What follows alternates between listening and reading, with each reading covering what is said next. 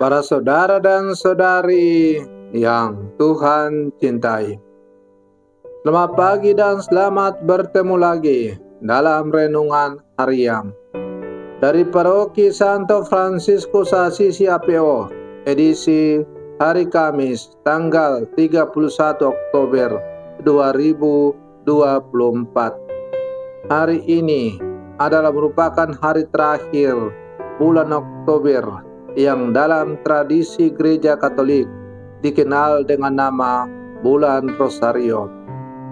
Maka sebelum kita berbondong-bondong ke gereja untuk menutup bulan Rosario, kita hendak mendengar dan merenungkan sabda Tuhan.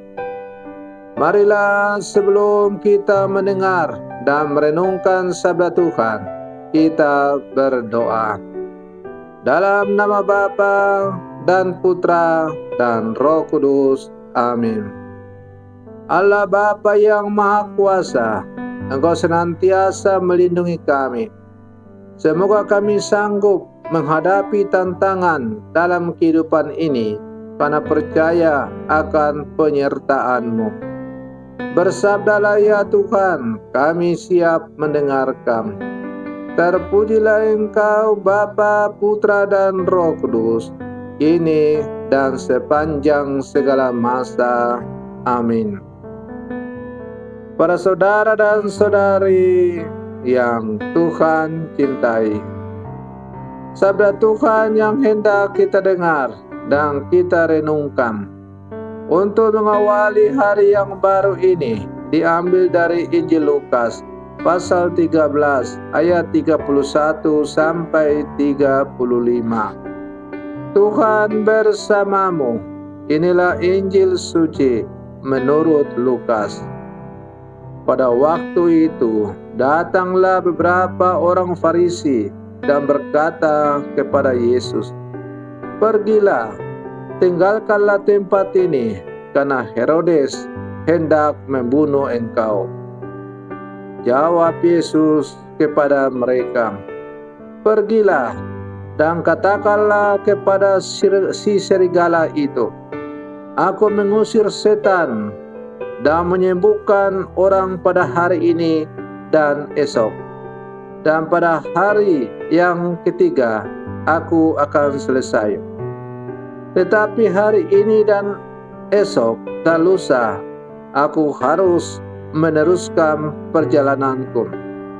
Sebab tidaklah semestinya seorang nabi dibunuh di luar Yerusalem. Yerusalem, Yerusalem, engkau membunuh nabi-nabi dan merajam orang-orang yang diutus kepadamu. Berkali-kali aku rindu mengumpulkan anak-anakmu, sama seperti induk ayam mengumpulkan anak-anaknya di bawah sayap. Tetapi kalian tidak mau. Sungguh rumahmu ini akan ditinggalkan dan menjadi sunyi. Tetapi aku berkata kepadamu, kalian tidak akan melihat aku lagi, hingga pada saat kalian berkata, terberkatilah dia yang datang atas nama Tuhan. Demikianlah sabda Tuhan. Para saudara dan saudari yang Tuhan cintai, Herodes Antipas adalah anak dari Herodes Agung yang pada waktu berkuasa bermaksud membunuh kanak-kanak Yesus. Peringatan orang-orang Farisi dalam kisah Injil hari ini yang baru saja kita dengar tampaknya baik, yakni ingin menjauhkan Tuhan Yesus dari bahaya. Tetapi di sisi lain menakut-nakuti dia supaya mengurangi karya publiknya di Galilea dan pergi ke tempat lain.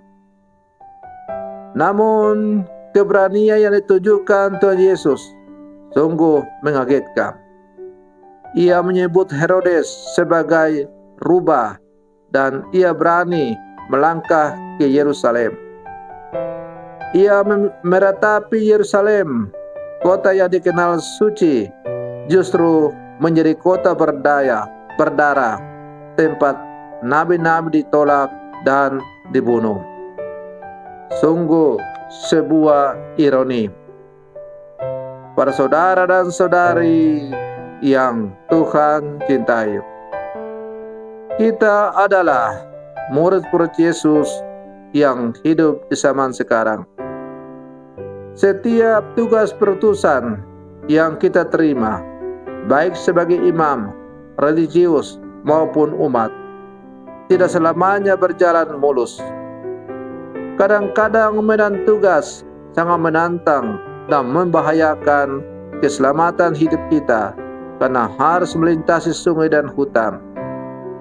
Kadang-kadang juga harus mengalami kesendirian dan kesepian. Kadang-kadang tugas itu berat bagi kita yang dituntut tanggung jawab lebih. Kadang-kadang pula tugas itu mendapatkan penolakan dan perlawanan dari orang-orang yang seharusnya menerima kita dengan sukacita karena kehadiran kita di tengah-tengah mereka membawa keselamatan. Para saudara dan saudari yang Tuhan cintai, menghadapi semua itu, maka teladan Yesus sebagaimana dikatakan dalam bacaan Injil tadi patut kita contoh. Keberanian Tuhan Yesus patutlah menjadi contoh teladan bagi kita untuk tetap setia menjalankan tugas dan panggilan kita masing-masing sebagai murid-murid Yesus yang hidup di zaman sekarang.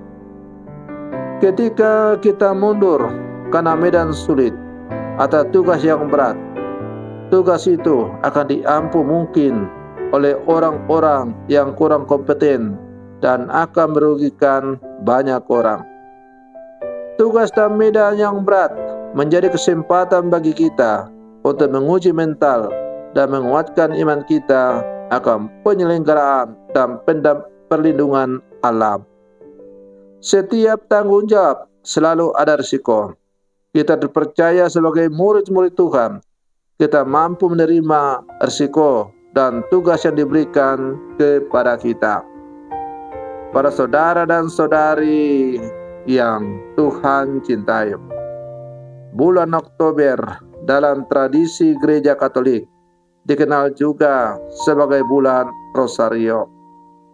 Latar belakang daripada ditetapkannya bulan Rosario sebagai bulan Oktober sebagai bulan Rosario adalah atas kemenangan tentara Paus atas serangan dari kerajaan Ottoman yang mau menguasai Eropa pada tanggal 7 Oktober sekian ratus tahun yang lalu. Dengan pertolongan doa Bunda Maria dan doa Rosario seluruh umat Katolik, maka pasukan Paus yang jumlahnya lebih kecil daripada pasukan Turki, pasukan Islam dari Turki yang begitu besar, dapat dihancur leburkan dalam pertempuran Lepanto. Dengan demikian, doa Rosario merupakan sebuah kekuatan untuk semakin menumbuh kembangkan iman dalam seluruh kehidupan kita. Maka bulan Rosario boleh ditutup, tetapi penggalangan doa-doa Rosario dan keluarga-keluarga jangan pernah berhenti. Doa Rosario adalah sebuah doa yang sungguh ampuh untuk semakin menumbuh kembangkan iman kita seturut contoh teladan dari Bunda kita, Bunda Maria. Terjadilah padaku menurut perkataanmu, karena aku ini adalah hamba Tuhan. Para saudara dan saudari yang Tuhan cintai, maka mari kita berbondong-bondong menuju gereja pada sore nanti untuk menutup bulan Rosario secara liturgis. Tetapi doa Rosario tetap harus bertumbuh dan berkembang, digalakkan dalam keluarga-keluarga Katolik, kombas-kombas di paroki ini. Semoga permenungan saya ini untuk mengawali hari yang baru ini semakin menghantar kita menjadi murid-murid Yesus yang sejati, putra putri Maria yang hidup di zaman sekarang. Selamat pagi, Tuhan Yesus memberkati.